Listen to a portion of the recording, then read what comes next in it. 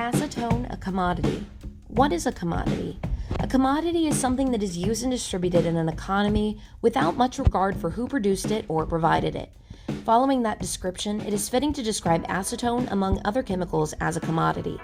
The chemical in question is used in a variety of industries for countless jobs and products. However, its consideration as a commodity does not change anything about how sometimes there will be shortcomings to the demanded amount of it in the economy. COVID and chemical prices.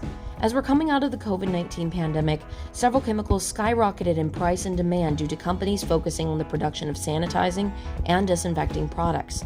While the inflation period of the price was brief, things returned to normal just as the rest of society is. The pandemic was only one occasion of this sort of thing happening. Price shifts and demands fluctuate on the day-to-day for things as ordinary as prices for other chemicals that may be needed.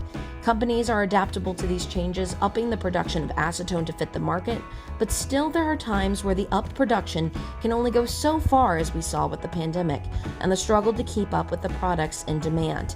Several chemicals are going to maintain this high production and demand in industries, and the drive to find more and present production of environmentally friendly solutions for these same chemicals suggests a bright future ahead.